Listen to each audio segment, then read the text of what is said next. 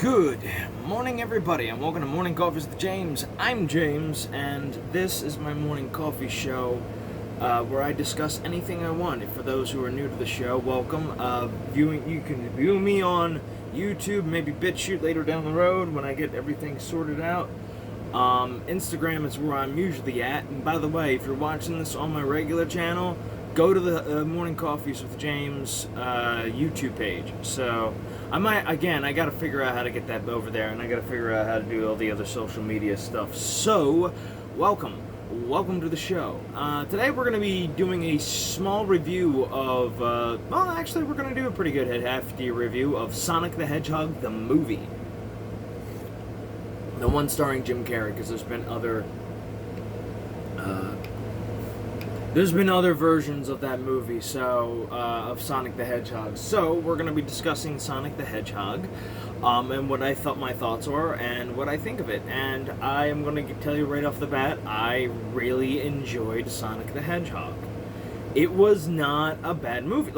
Okay, first of all, there's a stigma around video game movies that Doug Walker presented, games about Nintendo rocks. Video games rock.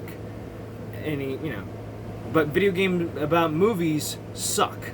And video game movies about Nintendo games suck rocks. But anyhow, the thing I like about this movie is the fact that it does break the curse. Sonic the Hedgehog literally broke the curse of video game movies. Now, granted, I could say that other movies did it first and someone did it better, or not really better, but did it in a better way. We've had video game movies before that were not bad, and let's be honest, they weren't bad to begin with. We had, World of Warcraft could have been good if it didn't have, if it had a character that everybody could relate to, for normies. That's all I'm talking about. Jess, that's what I'm talking about. But thank you for explaining the movie. Assassin's Creed could have been good, but you didn't look at the game, you didn't look at the subtlety of it.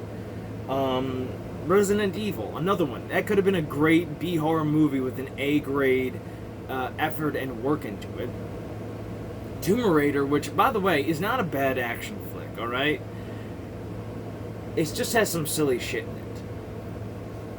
You go down the list, and Mortal Kombat's another one, but that had, because there's always somebody fucking with it. We could have had this, but there's always somebody who's the statistics, The copy off of Channel Awesome's The Statistic Brothers, but the statistics. Fuck your statistics. This broke the curse, and I really do enjoy it. It's a fun, adventurous, fun, family-friendly movie. It doesn't have any deep lore. It doesn't have any deep, psychological shit. That nowadays, every movie, I feel like everybody's been talking about this, but every movie nowadays has to be, deep and methodical and question morality, and it's who cares? It's the same thing with The Last of Us 2. I think we're getting to a point in our culture where we're just so tired of movies, video games, and every show lecturing, or not just lecturing about SJW bullshit, but just lecturing us in a sense of, stories. It's there's no good guys or bad guys. It's the good guys are kind of bad, but the bad guys are kind of good, and it's morals, and you must think. It's no, let's just have it straightforward. Let's have a good bad guy, and let's have a good guy. Let's have it just be black and white for once in a fucking blue moon. I like that. And the fact that it is kind of a simple story about friendship and family and,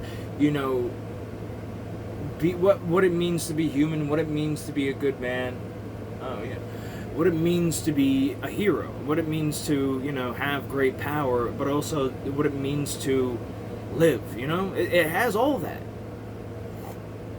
So if you don't know what the story is about, it's basically, you know what it is, and I also want to mention this too before I go any deeper. This movie's I feel like they're going to base if they'd make 2 more movies, they're probably going to base it off of Sonic 1, Sonic 2, and Sonic 3 from the Sega Genesis games.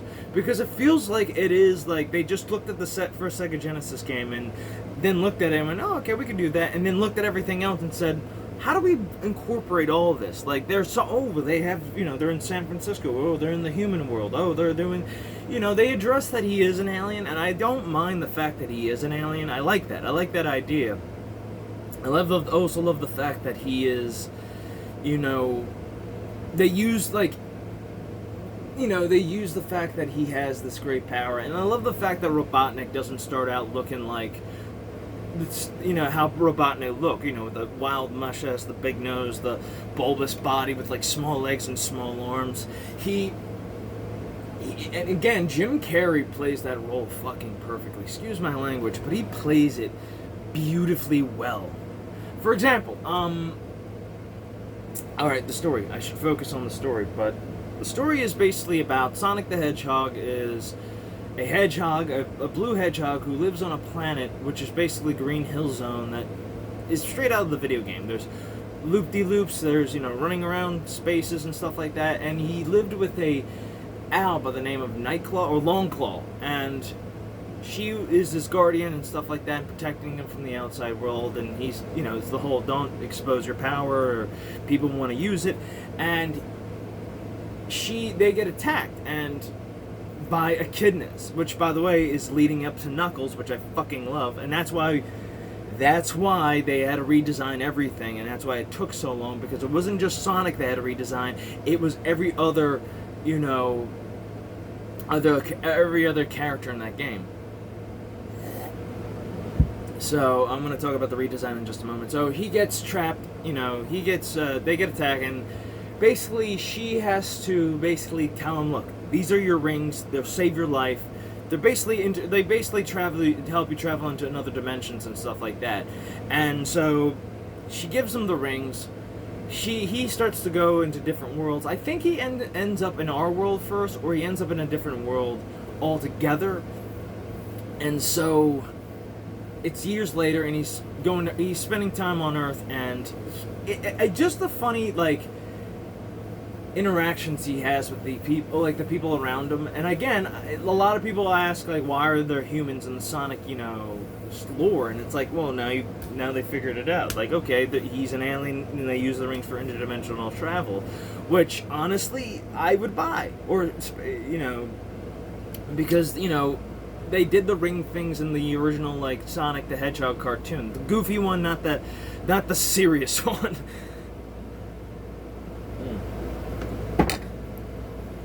Which I find hilarious, because it's like, oh, you just did this and this, and I'm like, all right, cool. But no, they did this. That's what I love about this movie, is the fact that they kind of incorporate all of the Sonic lore into this one movie, and keep the story as simple as humanly possible. Like, it's about friendship. It's about getting his rings back and trying to get back home. So anyway, yeah, he is alone, like, he's exploring his world and seeing everything like that. He looks at Tom, James Madison's character, I forget his name, and his relationship with his wife, and, and how, like, he looks at him as, like, a protector and the donut lord, and she's the pretzel lady because she's doing yoga and stuff like that. And, you see how he's spending his time in life, and, like, he is kind of like a young kid, like that. This is what I love about Sonic. He's a young kid, hyperactive, very, excitable, very, like, wants to explore the world. Like, oh, what's this? And it's like, he's not hyperly annoying, like, active. He's not like, somebody trying to copy off of Robin Williams' Genie. He's doing it, like, he's basically, like, he can slow down at times, because that's the whole idea of the games too. Sometimes speeding it, like, helps, but sometimes, slow pace helps at the end too. So anyway, Sonic basically decides he wants to do, like, he pretends he's playing baseball with himself later in the game, because he sees a bunch of kids doing it, and he plays baseball with himself, and he's trying to high-five himself, and then he's, like, realizing he's alone, and he starts to run around the field as fast as he can and creates an EMP blast. And then Dr. Robotnik. And then the government's like, okay, something happened here, we don't know what it is, and they send in Dr. Robotnik, who, by the way, is not a joke in this movie. Like, yeah, he is comical, but it's not in the sense of like, oh, I'm a goofy bad, I'm a serious slips on something. No, he's played off like a threat, like a legit threat. Like, yeah, there's the scene where he sees Sonic for the first time and he screeches. Like, you would screech too if you saw that. I mean, James Mason saw him and did the same thing, but. You know, so anyway, like, the government sees him, like, they're trying to find him out, and Jim Carrey in this movie is so on point. Like, when he's doing Dr. Robotnik, it's funny, but yet serious. You buy him as a threat. Like, you take him seriously as a threat, because he has, like, gloves that are, like, you know, he can control robots. This guy is so, like, oh, shit. He is, like, Avengers-level threat, you know what I mean? Like, he's doing all this shit with the robots and stuff like that, and he's trying to hunt down Sonic the Hedgehog, and he's smart, too. Like, very, like, he's not, like, this bumbling, like, they talk about him having 5 PhDs and studying and all this in robotics and stuff like that, and damn, he tracks down Sonic like nobody's fucking business. Like, excuse my language again.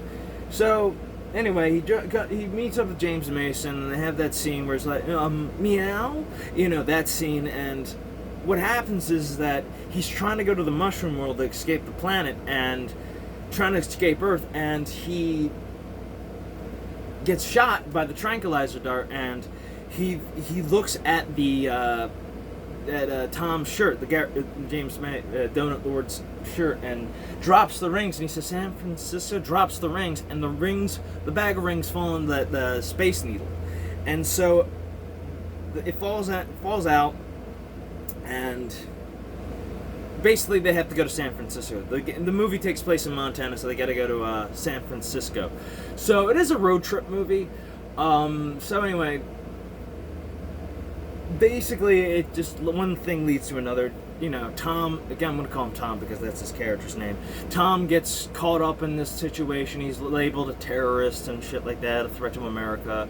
You know, and it's basically about him and Sonic going cross-country through America. And honestly, I really did enjoy it. I like the little scenes of him being a speed demon. They do copy off a little bit from, you know, Time in a Bottle scene from X-Men's, the X-Men Days of Future Past. But it's played off for laughs pretty well. And the fact that, yes, he is a blue hedgehog wearing a disguise, and people are talking about why does he look like that. And they make up the silliest excuse for that, and it's fucking hilarious. And again, this movie, I should be saying this is, like, granted, I'm trying not to swear as much. Sorry, Facebook or YouTube. But he is, it's hilarious. And, well, it's fun. It's very a fun movie, because it reminds you why, like, we need stuff like this now. You know what I mean? So anyway, they get to San Francisco, they meet up with this wife, and you find out Dr. Robotnik found the quill of Sonic's. Like, so basically the whole plot point of this is that Sonic left a quill behind, and Tom found it, took it to his house, and then Robotnik found it, and then, you know, is studying it and all this shit. And basically, Robotnik looks at his, like, quill and realizes that he could have unlimited power, and takes that one quill and uses it for his flying machine that makes him super fast as Sonic. And I love the fact that, like, they don't make Robotnik, like, incompetent against Sonic, because Sonic is a supersonic machine.